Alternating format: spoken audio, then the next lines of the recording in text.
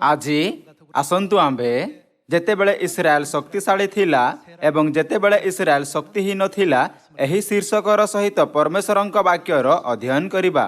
ଆସନ୍ତୁ ଆମ୍ଭେ ଇତିହାସରେ ଏହା ଦେଖିବା ଯେ ଇସ୍ରାଏଲ ଶକ୍ତିଶାଳୀ ରାଜ୍ୟ କେବେ ହେଲା ଓ ଶକ୍ତିହୀନ ରାଜ୍ୟ କେବେ ହେଲା, ଯାହା ଉପରେ ଅନ୍ୟ ଦେଶମାନେ ଆକ୍ରମଣ କଲେ। ଅତୀତର ଇତିହାସରୁ ଆସନ୍ତୁ ଆମ୍ଭେ ସେହି ଶିକ୍ଷା ଶିଖିବା ଯାହା ଆଜି ପରମେଶ୍ୱର ଆମ୍ଭମାନଙ୍କୁ ଦେଉଛନ୍ତି। ଆସନ୍ତୁ ଆମ୍ଭେ ରୋମିଓ ଅଧ୍ୟାୟ 15 ପଦ 4 ଉପରେ ଏକ ନଜର ଦେବା। ଏଥି ନିମନ୍ତେ ପୂର୍ବ କାଳରେ ଯାହା ଯାହା ଲେଖା ହୋଇଥିଲା ସେହି ସବୁ କାହା ପାଇଁ? ସେହି ସବୁ ଆମ୍ଭମାନଙ୍କର ଶିକ୍ଷା ପାଇଁ ଲେଖା ହୋଇଅଛି। ଅତୀତର ଇତିହାସରୁ ପରମେଶ୍ୱର ଆପଣା ଇଚ୍ଛା ଦେଖାଇଲେ। ଏହା କହେ, ଏଥି ନିମନ୍ତେ ପୂର୍ବ କାଳରେ ଯାହା ଯାହା ଲେଖା ହୋଇଥିଲା ସେହି ସବୁ ଆମ୍ଭମାନଙ୍କର ଶିକ୍ଷା ପାଇଁ ଲେଖା ହୋଇଅଛି। ତେବେ ଆସନ୍ତୁ ଆମ୍ଭେ ଅତୀତର ଇତିହାସରେ ଏହା ଶିଖିବା ଯେ ଇସ୍ରାଏଲର ଶକ୍ତିର ପତନ କେବେ ହେଲା, ପୁଣି ସେ ନିଜକୁ ଶକ୍ତିଶାଳୀ ରାଜ୍ୟ ରୂପେ ପ୍ରସ୍ତୁତ କରିବାରେ କେବେ ସକ୍ଷମ ହେଲା। ଆସନ୍ତୁ ଆମ୍ଭେ ଏକ ସଙ୍ଗରେ ବିଚାରକର୍ତ୍ତା ଅଧ୍ୟାୟ 3 ଦେଖିବା। ଅଧ୍ୟାୟ 3 ପଦ 7 କହିଥାଏ, ଅନନ୍ତର ଇସ୍ରାଏଲ ସନ୍ତାନଗଣ ସଦାପ୍ରଭୁଙ୍କ ଦୃଷ୍ଟିରେ ଯାହା ମନ୍ଦ ତାହା କଲେ ଓ ସଦାପ୍ରଭୁ ସେମାନଙ୍କ ପରମେଶ୍ୱରଙ୍କ ପାଶରେ ବାଲ ଦେବତାଗଣର ଓ ଆସେରା ଦେବୀଗଣର ସେବା କଲେ। ଆସନ୍ତୁ ଆମ୍ଭେ ଦେଖିବା ଜାରି ରଖିବା କି ଏହି ପରିସ୍ଥିତିରେ କେଉଁ ପ୍ରକାରର ପରିଣାମ ବାହାରିଲା। ତହିଁରେ ଇସ୍ରାଏଲ ପ୍ରତି ସଦାପ୍ରଭୁଙ୍କର କ୍ରୋଧ ପ୍ରଜ୍ୱଳିତ ହୁଅନ୍ତେ ସେ ଆରମ ନହରମ ଇୟମର ରାଜା କୁଶନ ରିସିଆଥଇମର ହସ୍ତରେ ସେମାନଙ୍କୁ ବିକ୍ରୟ କଲେ।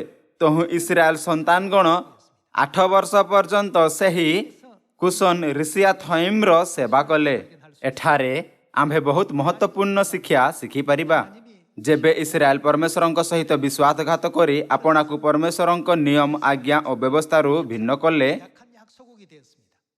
ସେତେବେଳେ ସେମାନେ ଶକ୍ତିହୀନ ହେଲେ। ସେମାନେ ଅନ୍ୟ ଦେଶମାନଙ୍କ ଦ୍ୱାରା ପଦଦଳିତ ହୋଇଥିଲେ। ଏହା ବହୁତ ମହତ୍ୱପୂର୍ଣ୍ଣ ଅଟେ। ଆମ୍ଭମାନଙ୍କ ବିଶ୍ୱାସର ଜୀବନରେ ମଧ୍ୟ ଆମ୍ଭମାନଙ୍କ ସିଓନ ଶକ୍ତିଶାଳୀ କେବେ ହେବ ଆଉ ଏହା କେଉଁ ପ୍ରକାରର ପରିସ୍ଥିତିରେ ଶକ୍ତିହୀନ ହେବ? ଦୟାପୂର୍ବକ ଏହି ବିଷୟ ଉପରେ ଧ୍ୟାନ ଦିଅନ୍ତୁ। ତହୁଁ ଇସ୍ରାଏଲ ସନ୍ତାନଗଣ 8 ବର୍ଷ ପର୍ଯ୍ୟନ୍ତ ସେବା କଲେ। ପଦ 9, ଏ ଉତ୍ତାରେ ଇସ୍ରାଏଲ ସନ୍ତାନଗଣ ସଦାପ୍ରଭୁଙ୍କ ନିକଟରେ କ୍ରନ୍ଦନ କରନ୍ତେ ସେମାନେ ଆପଣା ଦୟନୀୟ ଜୀବନର ବେଦନା କାରଣରେ ସେମାନେ କ୍ରନ୍ଦନ କଲେ। ଯେବେ ସେମାନେ ପରମେଶ୍ୱରଙ୍କ ନିକଟରେ କ୍ରନ୍ଦନ କରୁଥାଇ ନିବେଦନ କଲେ, ତେବେ ସଦାପ୍ରଭୁ ଇସ୍ରାଏଲ ସନ୍ତାନଗଣ ପାଇଁ କାଲେବଙ୍କର କନିଷ୍ଠ ଭ୍ରାତା କନସର ପୁତ୍ର ଅନିଏଲଙ୍କୁ ଉଦ୍ଧାରକର୍ତ୍ତା ରୂପେ ଉତ୍ପନ୍ନ କଲେ ଓ ସେ ସେମାନଙ୍କୁ ଉଦ୍ଧାର କଲେ। ପୁଣି ସଦାପ୍ରଭୁଙ୍କର ଆତ୍ମା ତାଙ୍କଠାରେ ଅଧିଷ୍ଠିତ ହୁଅନ୍ତେ ସେ ଇସ୍ରାଏଲର ବିଚାର କଲେ ଓ ସେ ଯୁଦ୍ଧ କରିବା ନିମନ୍ତେ ବାହାରିଲେ। ଆଉ ସଦାପ୍ରଭୁ ସେହି ଆରାମୀୟ ରାଜା କୁଶନ ରିସିଆଥଇମରଙ୍କୁ ତାହା ହସ୍ତରେ ସମର୍ପଣ କଲେ। ପୁଣି କୁଶନ ରିସିଆଥଇମ ଉପରେ ତାହାର ହସ୍ତ ପ୍ରବଳ ହେଲା। ଇସ୍ରାଏଲରେ ପୁଣି ଶାନ୍ତି ଆସିଲା। ତହିଁରେ 40 ବର୍ଷ ପର୍ଯ୍ୟନ୍ତ ଦେଶ ବିଶ୍ରାମ ପାଇଲା। ଏ ଉତ୍ତାରେ କନସରର ପୁତ୍ର ଅନିଏଲ ମଲା। 40 ବର୍ଷ ପର୍ଯ୍ୟନ୍ତ ସେମାନେ ଯଥାର୍ଥ ପରିଶ୍ରମରେ ପରମେଶ୍ୱରଙ୍କ ସେବା କଲେ। ସେମାନେ ପରମେଶ୍ୱରଙ୍କ ଅନୁଗ୍ରହ ନିମନ୍ତେ ପରମେଶ୍ୱରଙ୍କୁ ମହିମା ଓ ଧନ୍ୟବାଦ ଦେଲେ ଏବଂ 40 ବର୍ଷ ପର୍ଯ୍ୟନ୍ତ ଶାନ୍ତିପୂର୍ଣ୍ଣ ଦିନର ଆନନ୍ଦ ନେଲେ। ଇସ୍ରାଏଲରେ ଶାନ୍ତି ଲାଗି ରହିଲା। ଏହି ତଥ୍ୟର ଅର୍ଥ ଅଟେ କି ସେମାନେ ଏକ ଶକ୍ତିଶାଳୀ ରାଜ୍ୟ ହେଲେ। ଶାନ୍ତି ଶକ୍ତିଶାଳୀ ରାଜ୍ୟ ହେବାର ଅନେକ ଫଇଦା ମଧ୍ୟରୁ ଗୋଟିଏ। ସେହି ଦିନମାନଙ୍କରେ ଶକ୍ତିଶାଳୀ ରାଜ୍ୟ ଶକ୍ତିହୀନ ରାଜ୍ୟକୁ ପଦଦଳିତ କରୁଥିଲେ। ଏହି ପ୍ରକାର ଇସ୍ରାଏଲି 40 ବର୍ଷ ପର୍ଯ୍ୟନ୍ତ ପରମେଶ୍ୱରଙ୍କ ଇଚ୍ଛାରେ ଭଲ ଭାବରେ ଚାଲୁଥାଇ 40 ବର୍ଷର ଶାନ୍ତିପୂର୍ଣ୍ଣ ସମୟର ଆନନ୍ଦ ନେଇପାରିଲେ। ଆସନ୍ତୁ ଆମ୍ଭେ ପଦ 12 ଉପରେ ଏକ ନଜର ଦେବା। ଅନନ୍ତର ଇସ୍ରାଏଲ ସନ୍ତାନଗଣ ସଦାପ୍ରଭୁଙ୍କ ଦୃଷ୍ଟିରେ କ'ଣ କଲେ? ଯାହା ମନ୍ଦ ତାହା ପୁନର୍ବାର କଲେ। ମନ୍ଦ କରିବା ସବୁବେଳେ ସମସ୍ୟା ଅଟେ।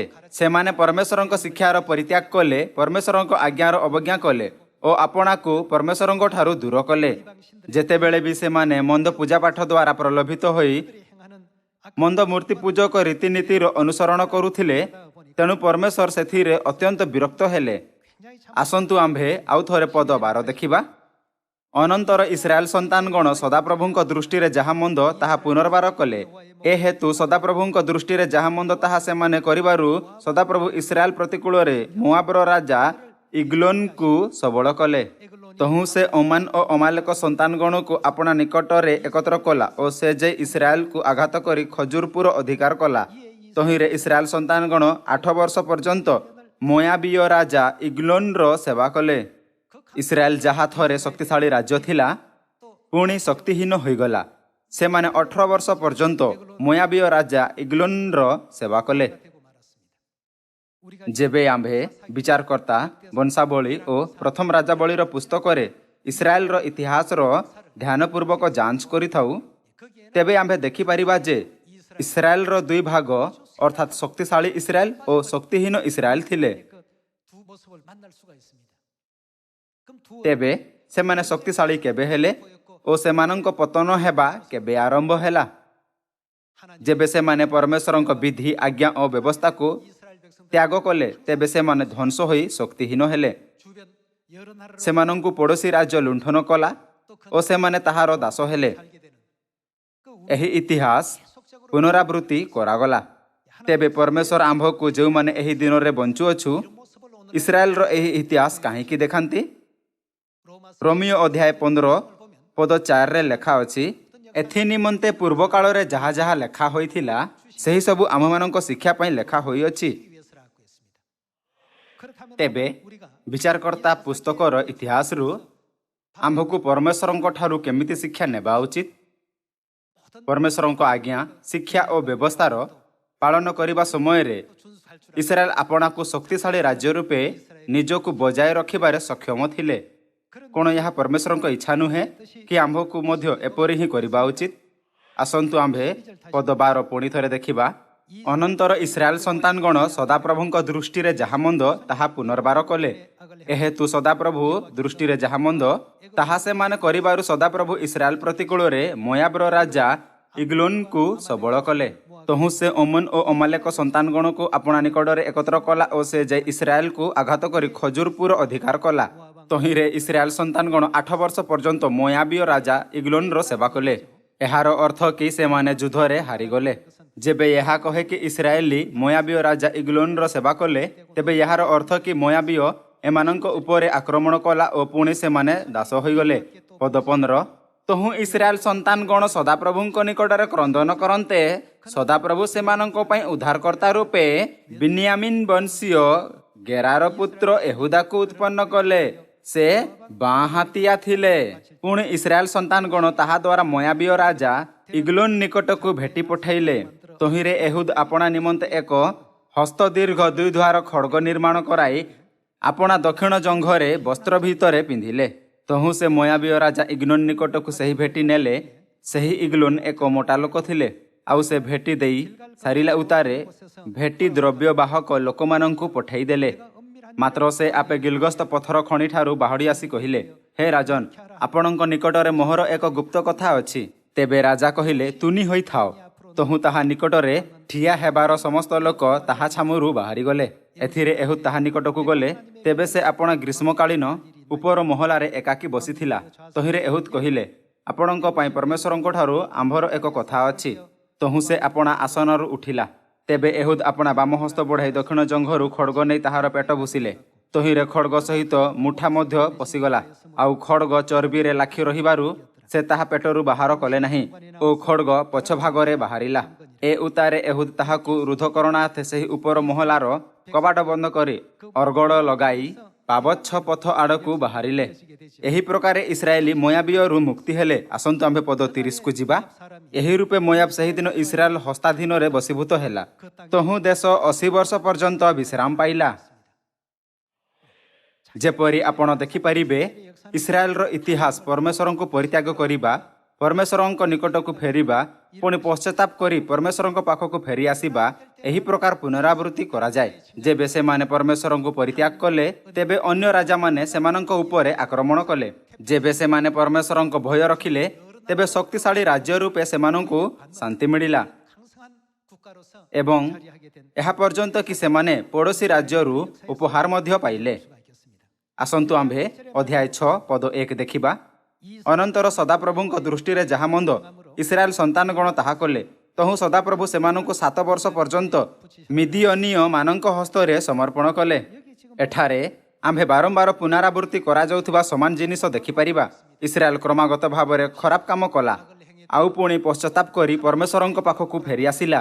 जेबे सेमाने फेरी आसुथिले परमेश्वरଙ୍କ कृपारे एपरि शक्तिशाली राज्य हेउथिले ଯାହା ଆଖପାଖର ରାଜ୍ୟରୁ ଉପହାର ମଧ୍ୟ ପାଉଥିଲା। ପୁଣି ସେମାନେ ଯୁଦ୍ଧରେ ପରାଜିତ ହୋଇ ଅନ୍ୟ ଦେଶକୁ ଉପହାର ଦେଉଥିଲେ। ସେମାନେ ଶକ୍ତିହୀନ ଓ ଶକ୍ତିଶାଳୀ ଶକ୍ତିଶାଳୀ ଓ ଶକ୍ତିହୀନ ହେଉଥିଲେ। ବାଇବଲରେ ଆପଣ ସହଜରେ ଏହା ଜାଣିପାରିବେ କି ଇସ୍ରାଏଲ ଶକ୍ତିଶାଳୀ କେବେ ହେଲା ଓ ଶକ୍ତିହୀନ କେବେ ହେଲା।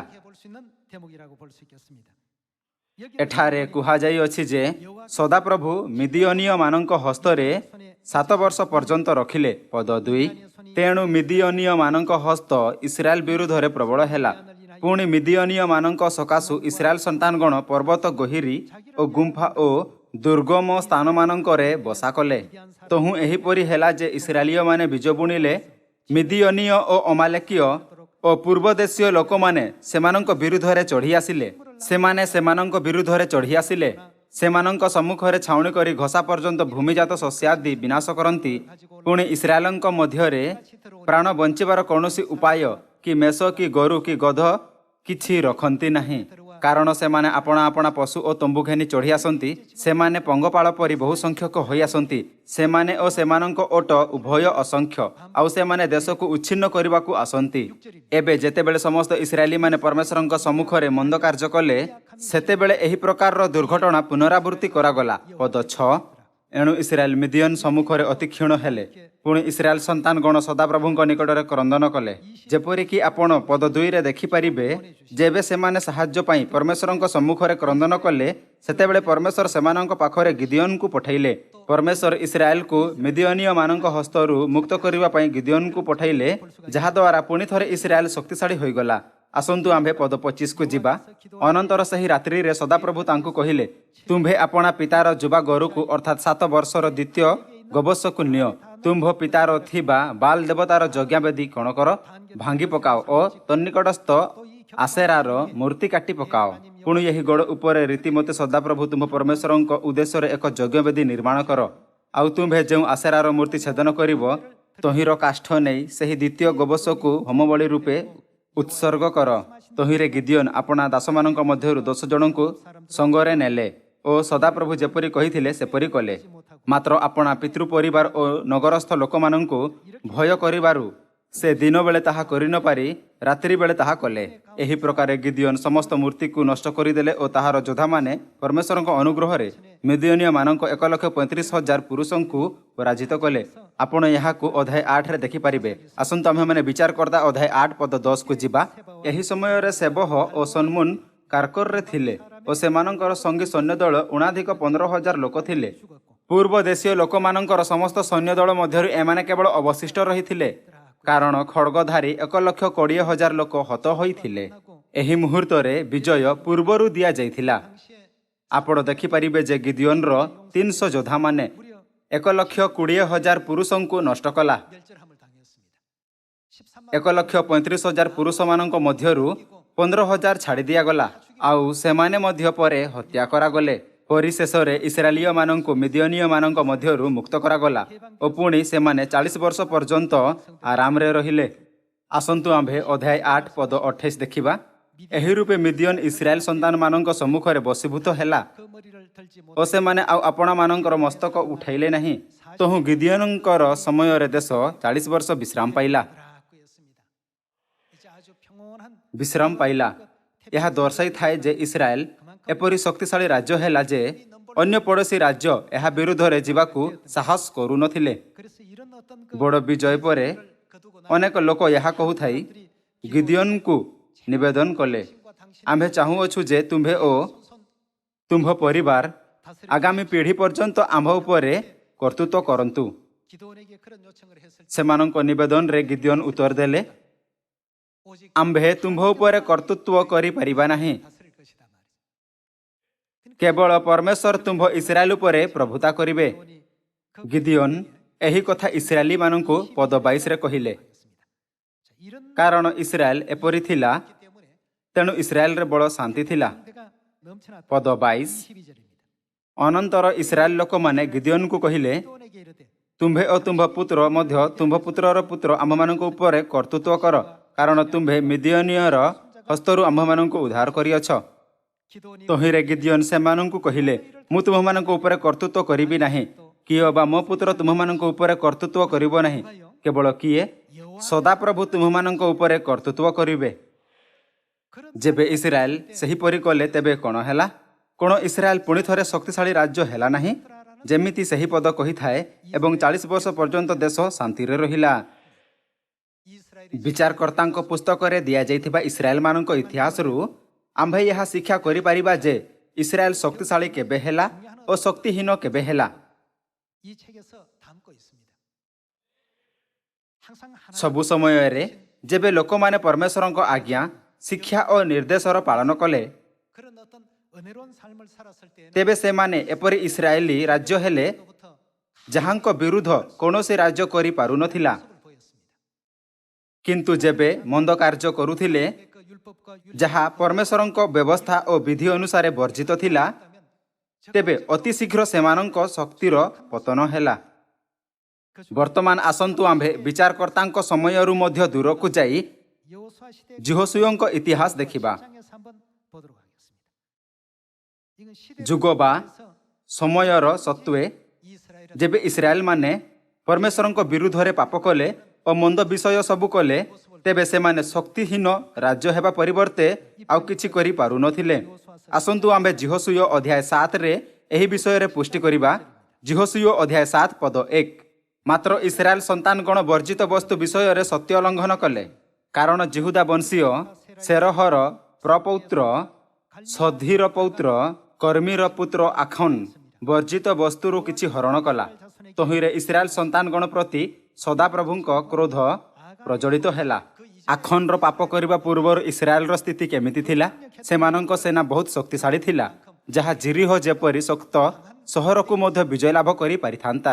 କିନ୍ତୁ ଆଖନର ପାପ କଲା ପରେ ଇସ୍ରାଏଲର ସେନା କେଉଁ ପ୍ରକାର ପରିବର୍ତ୍ତନ ହେଲା? ଆସନ୍ତୁ ଆମ୍ଭେ ପଦ 2ରେ ଏହାକୁ ବିସ୍ତାରରେ ଦେଖିବା। ଏଥିମଧ୍ୟରେ ଯହୋଶୁଆ ଜିରିହ ଠାରୁ ବେଥେଲର ପୂର୍ବ ଦିଗସ୍ଥ ବେଥାବନର ପାର୍ଶ୍ୱସ୍ଥ ଅୟକୁ ଲୋକ ପଠାଇ ସେମାନଙ୍କୁ କହିଲେ, ଉଠ ଯାଇ ଦେଶ ଅନୁସନ୍ଧାନ କର। ଏଥି ଉତ୍ତାରେ ଲୋକମାନେ ଯାଇ ଅୟନଗର ଅନୁସନ୍ଧାନ କଲେ। ଏହା ଅୟନଗର ଅଟେ।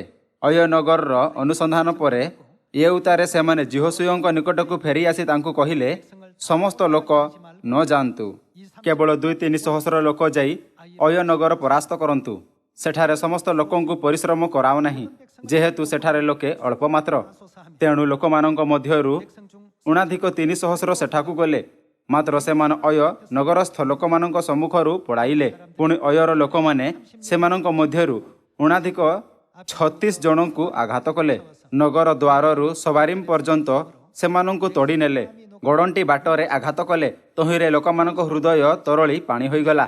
ଏଥିରେ ଯହୋଶୁଆ ଓ ଇସ୍ରାଏଲର ପ୍ରାଚୀନଗଣ ଆପଣା ଆପଣା ବସ୍ତ୍ର ଚିରି ସଦାପ୍ରଭୁଙ୍କ ସିନ୍ଧୁକ ସମ୍ମୁଖରେ ଅଧୋମୁଖ ହୋଇ ସନ୍ଧ୍ୟା ପର୍ଯ୍ୟନ୍ତ ଭୂମିରେ ପଡ଼ି ରହିଲେ, ଆଉ ଆପଣା ଆପଣା ମସ୍ତକରେ ଧୂଳି ପକାଇଲେ। ପୁଣି ଯହୋଶୁଆ କହିଲେ, ହାୟ ହାୟ, ହେ ପ୍ରଭୁ ସଦାପ୍ରଭୁ, ତୁମ୍ଭେ ଏହି ଲୋକମାନଙ୍କୁ ଜର୍ଦ୍ଦନ ପାର କରାଇ ଆଣିଲ କାହିଁକି?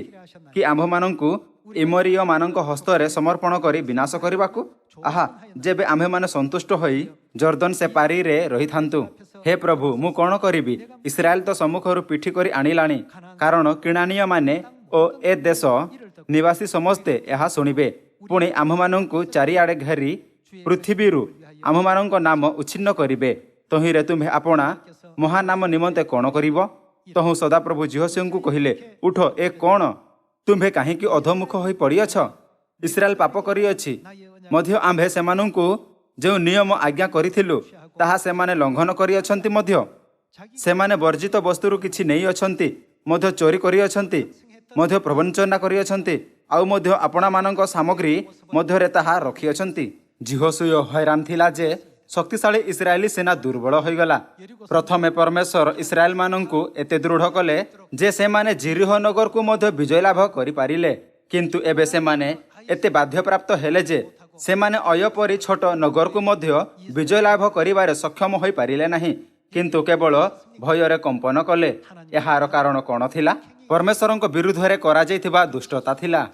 ଯଦିଓ ଦୁଷ୍ଟତା ଲୁଚି ରହିଥାଏ ବା ଗୁପ୍ତରେ ଥାଏ, ଯଦି ଦୁଷ୍ଟତା ହୁଏ ତେବେ ଇସ୍ରାଏଲ ଶକ୍ତିହୀନ ରାଜ୍ୟ ହେବା ପରିବର୍ତ୍ତେ ଆଉ କିଛି କରିପାରୁନଥିଲା। 수밖에 없었습니다.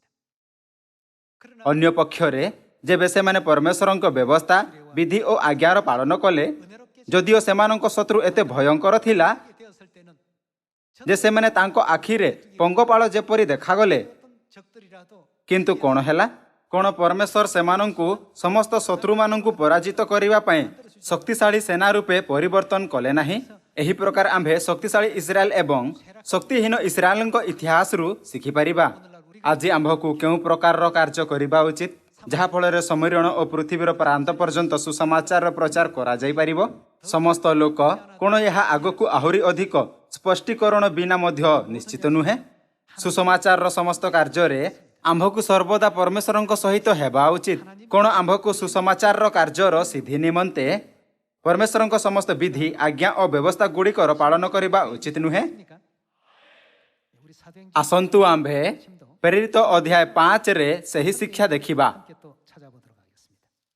ପ୍ରେରିତ ଅଧ୍ୟାୟ 5 ପଦ 38 କହିଥାଏ, 이제 ଏବେ ମୁଁ ଆପଣମାନଙ୍କୁ କହୁଅଛି, ଆପଣମାନେ ଏହି ଲୋକମାନଙ୍କ ପ୍ରତି କିଛି ନ କରି ସେମାନଙ୍କୁ ଛାଡ଼ି ଦିଅନ୍ତୁ, କାରଣ ଏହି ମନ୍ତ୍ରଣା ବା ଏହି କର୍ମ ଯଦି ମନୁଷ୍ୟଠାରୁ ହୋଇଥାଏ ତାହେଲେ କ'ଣ ହେବ? 무너진다는 것은 약하니까 무너질 수밖에 없고 ତାହେଲେ ତାହା ଉଚ୍ଛିନ୍ନ ହେବ। 만일 କିନ୍ତୁ ଯଦି ତାହା ଈଶ୍ୱରଙ୍କ ଠାରୁ ହୋଇଥାଏ ତାହେଲେ ଆପଣମାନେ କ'ଣ କରିପାରିବ ନାହିଁ? କୌଣସି ଫରକ ପଡ଼େ ନାହିଁ ଯେ କେତେ ଲୋକ ଆସିବେ, ପୁଣି ଯେକୌଣସି ଅଧିକାର ସହିତ ଆସିବେ, ସେମାନେ ଏହି ମନୁଷ୍ୟମାନଙ୍କୁ ଅଟକାଇ ପାରିବେ ନାହିଁ। ସେମାନଙ୍କୁ ଉଚ୍ଛିନ୍ନ କରିବାକୁ ସମର୍ଥ ହେବ ନାହିଁ। କାଳେ ଆପଣମାନେ ଈଶ୍ୱରଙ୍କ ବିରୁଦ୍ଧରେ ଯୁଦ୍ଧ କରୁଅଛନ୍ତି ବୋଲି ଦେଖାଯିବେ। ସବୁକିଛି ଅର୍ଥାତ୍ ପ୍ରଚାର କରିବାର ପ୍ରଣାଳୀ ଓ ସତ୍ୟର ସମସ୍ତ ବିଧି ପରମେଶ୍ୱରଙ୍କ ଠାରୁ ହେବା ଉଚିତ। 께로서 난 것이 되어야 되겠습니다. 하나님께서 ଯଦି କୌଣସି କାର୍ଯ୍ୟ ପରମେଶ୍ୱରଙ୍କ ପରିବର୍ତ୍ତେ ଆମ୍ଭମାନଙ୍କ ଆପଣା ବ୍ୟକ୍ତିଗତ ବିଚାର, କିଛି ଦାର୍ଶନିକ ପୁସ୍ତକ ବା ଦୁନିଆର ଶିକ୍ଷା 본따서 ଓ ଉଦାହରଣରେ ହୁଏ, ତେବେ ଏହା ନିଶ୍ଚିତ ବିଫଳ ହୋଇଯିବ। ଜୀବନ, ମୃତ୍ୟୁ, ସାପ, ଆଶିଷ ଓ ଶକ୍ତି ଏହି ସମସ୍ତ ପରମେଶ୍ୱରଙ୍କ ଠାରୁ ଉତ୍ପନ୍ନ ହୋଇଅଛି, ହଁ ନା? 우리가 ଯଦି ଆମ୍ଭେ ପରମେଶ୍ୱରଙ୍କ ବାକ୍ୟ ଅନୁସାରେ କାର୍ଯ୍ୟ କରିବା, ଯଦି ଆମ୍ଭେ ପରମେଶ୍ୱରଙ୍କ ଶିକ୍ଷା ପ୍ରଚାର କରିବା, 가르침을 전파하고 ଯଦି ଆମ୍ଭେ ପରମେଶ୍ୱରଙ୍କ ଇଚ୍ଛାର ଅନୁରୂପ ବିଶ୍ୱାସର ଜୀବନ ଅତିବାହିତ କରିବା, 결단코 ତେବେ ଶତ୍ରୁ ପରମେଶ୍ୱରଙ୍କ ସନ୍ତାନ ସମ୍ମୁଖରେ କେବେ ଆସିପାରିବ ନାହିଁ। 수가 없습니다. 이 ଏହି ବିଷୟ ଉପରେ ଧ୍ୟାନ ଦିଅନ୍ତୁ ଯେ ଇତିହାସରେ ଇସ୍ରାଏଲ ଶକ୍ତିଶାଳୀ କେବେ ହେଲା। ପୁଣି ଏହି ବିଷୟ ଉପରେ ଧ୍ୟାନ ଦିଅନ୍ତୁ ଯେ ସେମାନଙ୍କ ଶକ୍ତିର ପତନ ହୋଇ ସେମାନେ ଶକ୍ତିହୀନ କେବେ ହେଲେ। ଏଠାରେ ସଂଖ୍ୟା ଉପରେ ନିର୍ଭର ନଥିଲା ଯେ ସେମାନଙ୍କ ସଂଖ୍ୟା କମ୍ ଥିଲା ୟା ନାହିଁ। ଯେବେ ସେମାନେ ଶକ୍ତିଶାଳୀ ଥିଲେ, ତେବେ କ'ଣ ପରମେଶ୍ୱର ସେମାନଙ୍କୁ କେବଳ 300 ପୁରୁଷଙ୍କୁ ନେଇ 1,35,000 ଲୋକଙ୍କୁ ପରାଜିତ କରିବାର ଶକ୍ତି ଦେଲେ ନାହିଁ? କିନ୍ତୁ ପରମେଶ୍ୱର ଆମ୍ଭକୁ ଶିକ୍ଷା ଦେଲେ କି ଯେବେ ସେମାନେ ଶକ୍ତିହୀନ ଥିଲେ, ତେବେ ସେନାର ବଡ଼ ସଂଖ୍ୟା ସହିତ ମଧ୍ୟ ସେମାନେ ଛୋଟ ନଗରକୁ ମଧ୍ୟ ବିଜୟ ଲାଭ କରିପାରିଲେ ନାହିଁ। ଏହା ପରିବର୍ତ୍ତେ ସେମାନେ ଗୋଡ଼ାଗଲେ। 포기하셨습니다. 이런 ପରମେଶ୍ୱର ଆମ୍ଭମାନଙ୍କ ସମୟରେ ଆମ୍ଭମାନଙ୍କ ଶିକ୍ଷା ନିମନ୍ତେ 교훈으로서 참 ଏହି ଇତିହାସ ଦେଇଛନ୍ତି। 해놓으셨습니다.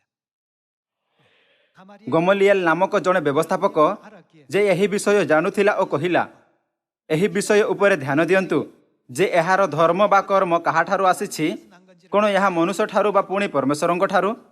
ଯେବେ ଆପଣ ବିଶ୍ରାମ ଦିନର ଯାଞ୍ଚ କରନ୍ତି, ତେବେ କ'ଣ ଏହା ମନୁଷ୍ୟଙ୍କ ଠାରୁ? ଯେବେ ଆପଣ ନିସ୍ତାର ପର୍ବର ଯାଞ୍ଚ କରନ୍ତି, ତେବେ କ'ଣ ଏହା ମନୁଷ୍ୟ ଠାରୁ ଅଟେ? 행하는 ସମସ୍ତ କିଛି ଯାହା ପ୍ରଥମ ଚର୍ଚ୍ଚର ସାଧୁମାନେ କଲେ, 가르침을 받고 ଖ୍ରୀଷ୍ଟଙ୍କ ଏକ 해로 지금 ଶିକ୍ଷା ଥିଲା। 실천하고 있는데 ଏହି ପରିସ୍ଥିତିରେ ଏହାକୁ କିଏ ଅଟକାଇ ପାରିବ?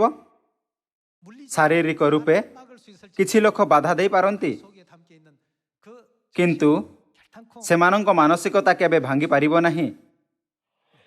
그러니 ଏଥିପାଇଁ ଯୀଶୁ ଖ୍ରୀଷ୍ଟଙ୍କ ସୁସମାଚାର ଇସ୍ରାଏଲର ପ୍ରତ୍ୟେକ କ୍ଷେତ୍ରରେ ତୀବ୍ରତାରେ ପ୍ରଚାର କରାଗଲା। 점점 그것이 ଆଉ ଏହା ପଡ଼ୋଶୀ ଦେଶରେ, 더 나아가서 ଏହା ପର୍ଯ୍ୟନ୍ତ ଯେ ଇଟାଲୀ, ୟୁନାନ 먼 ଓ ସମଗ୍ର ୟୁରୋପରେ ମଧ୍ୟ ପ୍ରଚାର କରାଗଲା। 역사를 우리가 볼 수가 있습니다. 이 ଯଦି ଏହି ଧର୍ମ ବା କର୍ମ ମନୁଷ୍ୟଠାରୁ, 안 것이면 ତେବେ ଚିନ୍ତା କର ନାହିଁ, 얼마 ତେବେ ଏହା ଅତି ଶୀଘ୍ର ନଷ୍ଟ ହେବ। କିନ୍ତୁ ଏହା ପରମେଶ୍ୱରଙ୍କ ଠାରୁ ଏହା କେବେ ନଷ୍ଟ ହେବ ନାହିଁ। ଏହି ପ୍ରକାର ପରମେଶ୍ୱର ଆମ୍ଭକୁ ସ୍ପଷ୍ଟ ରୂପେ ଜାଗୃତ କରୁଛନ୍ତି। ଆସନ୍ତୁ ଆମ୍ଭେ ଦ୍ୱିତୀୟ ରାଜାବଳୀ ଅଧ୍ୟାୟ 17ରେ ଆଉ ଏକ ପଦ ଦେଖିବା। ଇସ୍ରାଏଲର ଇତିହାସର ଧ୍ୟାନପୂର୍ବକ ଯାଞ୍ଚ କରୁଥାଇ 능력을 ଯାହା ମନ୍ଦ କାର୍ଯ୍ୟରେ ଶକ୍ତିହୀନ ହୋଇଗଲା 보시면서 오늘날 ଆମ୍ଭକୁ ଆଜି ପରମେଶ୍ୱରଙ୍କ ଦିଆଯାଇଥିବା ଆଜ୍ଞା ବିଧି ଓ 규례와 법도를 ବ୍ୟବସ୍ଥାର ଅବଶ୍ୟ ପାଳନ କରିବା ଉଚିତ। 다 돼야 되겠습니다. 17장 ଆସନ୍ତୁ ଆମ୍ଭେ ଅଧ୍ୟାୟ 17 ପଦ 37କୁ ଯିବା। ପୁଣି ସେ ତୁମମାନଙ୍କ ପାଇଁ ଯେ ବିଧି ଓ ଶାସନ ବ୍ୟବସ୍ଥା ଓ ଆଜ୍ଞା ଲେଖିଅଛନ୍ତି ତୁମ୍ଭେମାନେ ସଦାକାଳ ତାହା ପାଳନ କରିବାକୁ ମନୋଯୋଗ କରିବ, ଆଉ ତୁମ୍ଭେମାନେ ଅନ୍ୟ ଦେବଗଣକୁ ଭୟ କରିବ ନାହିଁ। ପୁଣି ଆମ୍ଭେ ତୁମ୍ଭମାନଙ୍କ ସଙ୍ଗେ ଯେଉଁ ନିୟମ କରିଅଛୁ ତାହା ପାସରିବ ନାହିଁ। କିଏ ବା ଅନ୍ୟ ଦେବଗଣକୁ ତୁମେମାନେ ଭୟ କରିବ ନାହିଁ, ମାତ୍ର ସଦାପ୍ରଭୁ ତୁମମାନଙ୍କ ପରମେଶ୍ୱରଙ୍କୁ ତୁମମାନେ ଭୟ କରିବ, ଆଉ ସେ ତୁମମାନଙ୍କର ସମସ୍ତ ଶତ୍ରୁଠାରୁ ତୁମମାନଙ୍କୁ ଉଦ୍ଧାର କରିବେ। ଇସ୍ରାଏଲ ଏଥିପାଇଁ ଶକ୍ତିଶାଳୀ ହେଲା ନାହିଁ କାରଣ ସେମାନେ ନିଜେ ଶକ୍ତିଶାଳୀ ଥିଲେ। ଏହା ଏଥିପାଇଁ କାରଣ ପରମେଶ୍ୱର ଆପଣା ଲୋକମାନଙ୍କ ସଙ୍ଗରେ ଥିଲେ ଯେଉଁମାନେ ପରମେଶ୍ୱରଙ୍କ ଆଜ୍ଞା ବିଧି ଓ ବ୍ୟବସ୍ଥାର ପାଳନ କଲେ, ଆଉ ପରମେଶ୍ୱର ସେମାନଙ୍କୁ ଅଧିକ ଶକ୍ତି ଓ ବୁଦ୍ଧି ଦେଇ ବିଜୟର ପଥକୁ ଘେନିଗଲେ। ପରିଶେଷରେ ଏହା ଏହି ବିଷୟ ଉପରେ ନିର୍ଭର ଥିଲା ଯେ ପରମେଶ୍ୱର ସେମାନଙ୍କ ସଙ୍ଗରେ ଅଛନ୍ତି ନା ନାହିଁ। ଯେବେ ଯେବେ ପରମେଶ୍ୱର ସେମାନଙ୍କ ସଙ୍ଗେ ରହିଲେ ସେମାନେ ଶକ୍ତିଶାଳୀ ହେଲେ। 하나님께서 그들의 ଯେବେ ଯେବେ ପରମେଶ୍ୱର ସେମାନଙ୍କ ମନ୍ଦକର୍ମ ହେତୁ 떠나 있을 ସେମାନଙ୍କ ଠାରୁ ଦୂରରେ ରହିଲେ ସେମାନେ ଶକ୍ତିହୀନ ହୋଇଗଲେ। 우리 ନୂତନ ନିୟମର ସମସ୍ତ ସତ୍ୟ 어떤 진리 ଏବଂ ପରମେଶ୍ୱରଙ୍କ ଦ୍ୱାରା ଶିଖାଯାଇଥିବା ସମସ୍ତ ଶିକ୍ଷା ଆସନ୍ତୁ ଆମ୍ଭେ ପରମେଶ୍ୱରଙ୍କ ବାକ୍ୟର ଆହୁରି ଶାଳୀନତାପୂର୍ବକ ପାଳନ କରିବା, ଯାହାଦ୍ୱାରା ଆମ୍ଭେ ସମୀରଣ ଓ ପୃଥିବୀର ପ୍ରାନ୍ତ ପର୍ଯ୍ୟନ୍ତ ସୁସମାଚାର ପ୍ରଚାର କରୁଥାଇ ପରମେଶ୍ୱରଙ୍କ ଅଦୃଶ୍ୟ ସାମର୍ଥ୍ୟର ସହାୟତାରେ ଶକ୍ତିଶାଳୀ ହୋଇପାରିବା। ଧରାଯାଉ ଗୋଟିଏ ଆତ୍ମା ଛକ ନିକଟରେ ଅଛି କି ଶୈତାନ ତାହାର ଜୀବନ ନେଉ ବା ଆମ୍ଭେ ତାହାକୁ ଉଦ୍ଧାର ଆଡ଼କୁ ନେଇଯିବା, 있다라고 한다면 결국은 ତେବେ କ'ଣ ତାହାର ନେତୃତ୍ୱ ଉଦ୍ଧାର ଆଡ଼କୁ କରିବା ପାଇଁ ଆମ୍ଭକୁ ଶକ୍ତିଶାଳୀ ହେବା ଉଚିତ ନୁହେଁ? ଯଦି ଆମ୍ଭେ ଗୋଟିଏ ପରେ ଗୋଟିଏ ଶୈତାନର ବିଷୟରେ ଲଢ଼ୁଅଛୁ ତେବେ ଆମ୍ଭେ ବିଜୟ ଲାଭ କରିପାରିବା ନାହିଁ। ଆମ୍ଭକୁ ବିଜୟ ହେବାକୁ କିଏ ଦିଅନ୍ତି? ଯେ ପର୍ଯ୍ୟନ୍ତ ଆମ୍ଭେ ପବିତ୍ର ଆତ୍ମାଙ୍କ ବସ୍ତ୍ର ପରିଧାନ କରିନାହୁଁ ସେ ପର୍ଯ୍ୟନ୍ତ ଏହା ଅସମ୍ଭବ ଅଟେ। 하나님께서 ପରମେଶ୍ୱରଙ୍କ ଆମ୍ଭଠାରେ ଖୁସି ହେବା 함께하는 ଓ ଆମ୍ଭ ସହିତ ରହିବା ପାଇଁ 위해서는 ଆମ୍ଭକୁ 그 말씀 ଏହି ସମସ୍ତ ବାକ୍ୟର ପାଳନ କରିବା ଉଚିତ। 모든 율례와 ବାଇବଲରେ ଦିଆଯାଇଥିବା ପରମେଶ୍ୱରଙ୍କ ସମସ୍ତ ବିଧି 법과 ଆଜ୍ଞା ଓ ବ୍ୟବସ୍ଥାର ପାଳନ କରିବାର ସଚେତନ ରହନ୍ତୁ। 하라고 했습니다. ଯେବେ ଆମ୍ଭେ ସେହିପରି କରିଥାଉ ତେବେ ପରମେଶ୍ୱର ଆମ୍ଭକୁ ଅଧିକ ଶକ୍ତି ଦେବେ 힘을 주시고 ଆଉ ଆମ୍ଭମାନଙ୍କ ପାଇଁ ବିଜୟର ପଥ ଖୋଲିଦେବେ। 오늘 ଆଜି 여러분들과 저는 ଆମ୍ଭେ ସମସ୍ତେ ବିଶ୍ୱାସର ପୂର୍ବପୁରୁଷଙ୍କ ଉଦାହରଣରୁ ଏହା ଅନୁଭବ କରିଅଛୁ ଯେ ଇସ୍ରାଏଲ କେଉଁ ପରିସ୍ଥିତିରେ ଶକ୍ତିଶାଳୀ ହେଲା ଓ କେଉଁ ପରିସ୍ଥିତିରେ ଶକ୍ତିହୀନ ହେଲା। 이 문제를 잘 ମୋତେ ଆଶା ଅଛି ଯେ ସିଓନର ସମସ୍ତ ଲୋକ ପରମେଶ୍ୱରଙ୍କ ଶିକ୍ଷା ଅନୁସାରେ ଜୀବନ ଅତିବାହିତ କରିବେ। 우리 시온에 ଏହାଦ୍ୱାରା ମୁଁ ଆଜିର ଉପଦେଶ ସମାପ୍ତ କରିବାକୁ ଚାହିଁବି। ଆପଣଙ୍କ ବହୁତ ବହୁତ ଧନ୍ୟବାଦ।